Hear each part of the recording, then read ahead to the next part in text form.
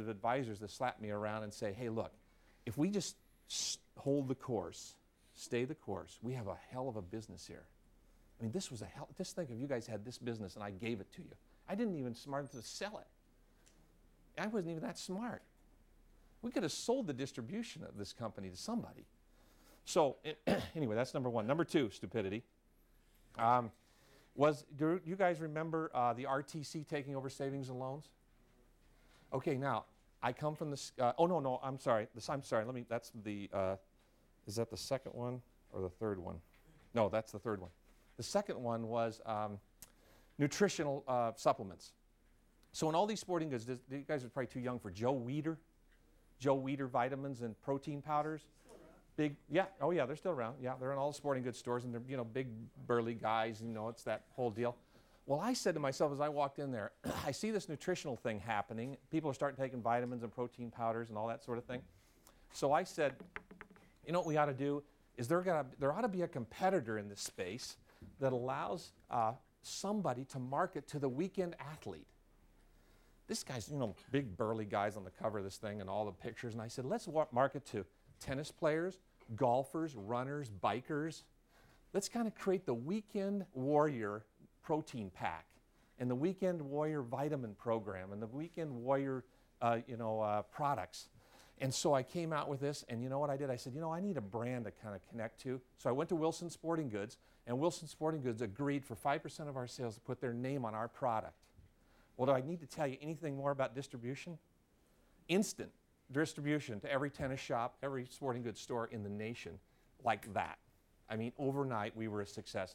I mean, I think we did $10 million in sales in 6 months. I mean, we filled every rack that you could fill. So anyway, I met my wife there and married my wife. She was the vice president of purchasing. She was always coming up to my office saying, Mr. Markle, what can I buy for you?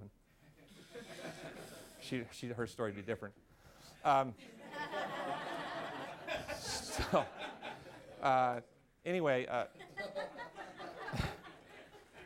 So we did well, and then all of a sudden, 1 year later, Pepsi makes a call to us and says, we, who own Wilson, do the digestibles. We are the digestibles company, not Wilson. They make footballs, basketballs, baseballs. I mean, they make that stuff. So we're cutting the program down.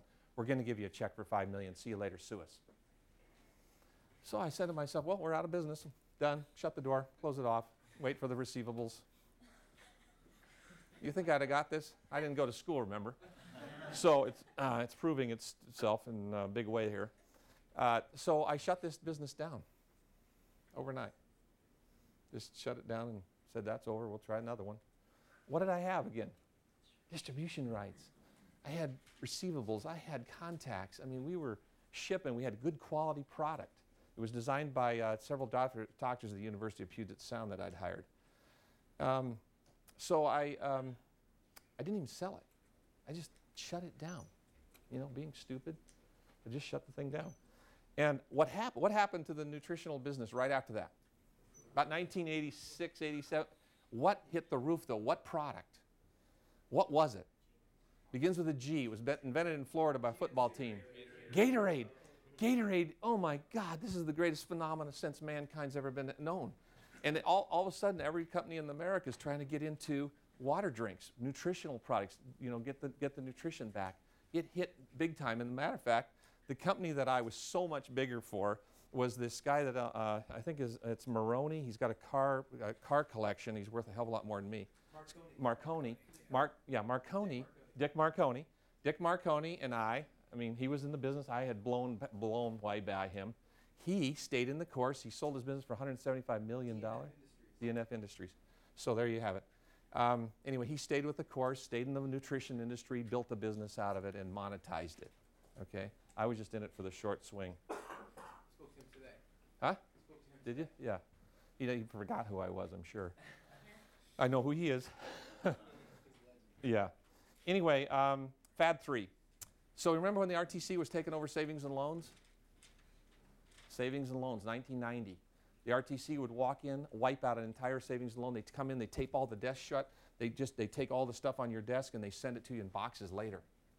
And they took over loan portfolios and servicing rights and computers and assets and everything and closed them down. So I was reading this in a newspaper one day, and I thought, dang, that sounds like a good business. I could buy servicing rights from the RTC for pennies on the dollar. Does everybody know what a servicing right is? Okay, so how many have a home mortgage? Okay, great. So let's just say your home mortgage is 10%. So what they do to Wall Street is they take a 9.5% of that and sell it to investors on Wall Street called a mortgage-backed security. They take a half a point, and you hold this half a point for some company to service it to send you your monthly payment slips. Okay? I bought 1.5 billion of those for 10 cents on the dollar. They would normally sell, those servicing rights sell for a multiple times the face. So they sell for about 5 times annual revenues. So I bought that for about 10 cents. And I bought $1.5 billion of it. We're making about a 60% return on our money. We were coining it. And so, and this is where I got it. The light bulb came on. It takes me a little while. The light bulb came on, and what happened is I bought a hedge from Salomon Brothers for about to hedge my portfolio. Servicing rights. Let me tell you how the market works. If rates go up, they make more money. If rates go down, you lose them. Why? People refinance, so you lose the right. You lose the servicing right. So as long as rates kept going up, I was happy. What happened in 1993, 1994? Rates cratered 300 bips. Okay? They cratered. So I bought a hedge from Salomon Brothers, and we were paying Salomon Brothers $1 million a month for the hedge because it blew past the hedge.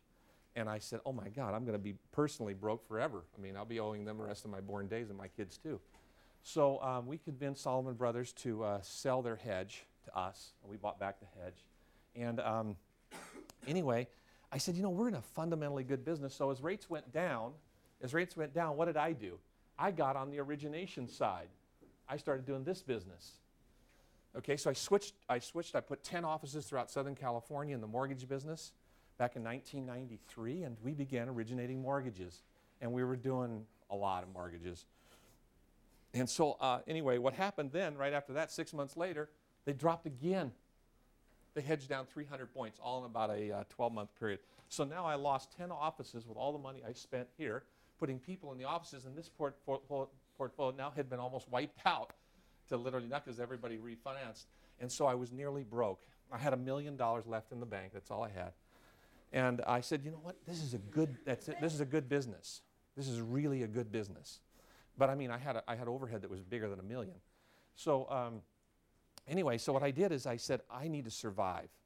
I need to survive this. And so I sold 80% of my company to Imperial Credit Industries, Wayne Snavely. You know, Grazadillo, I think he's involved somewhere up here in all the places. So I sold 80% of my company just so I could survive because I knew this would be big. And then about 1995, I went to Salomon Brothers and I said, you know, it's time to do a subprime mortgage REIT. Subprime is hot. What I did is I missed my house payment when I went to Vail skiing. And so when you miss your house payment, what happens is if over a 2-year period, if you miss your house payment, you go from like a 670 credit score plus to like 630 negative. Well, in those days, 1995, everything above a 670 you could finance on Wall Street because it was a good credit. It's called an A credit. Well, when I went back after Vail in December with all my kids, I came back in January, it was Louis the Lender time. I mean, I was like 18% interest, you know, to like 30% interest on my note. I said, hey, I'm still a good guy. I've been paying my mortgage for 15 years. You know, I just missed my payment. Come on. Well, everybody's stuck in this. You know, you got older folks. You got people that missed their payment for one reason or another. And anyway, so I convinced them to create a mortgage REIT where we could go down to 630 credit score. And instead of charging 18 to 30%, we charged 3 over prime. We did $2 billion of business in 18 months. We grew from 10 employees to about 150 employees. I took the company public at $13 a share. It went to 21, split down to 13, went to 21. I sold it all, made $80 million.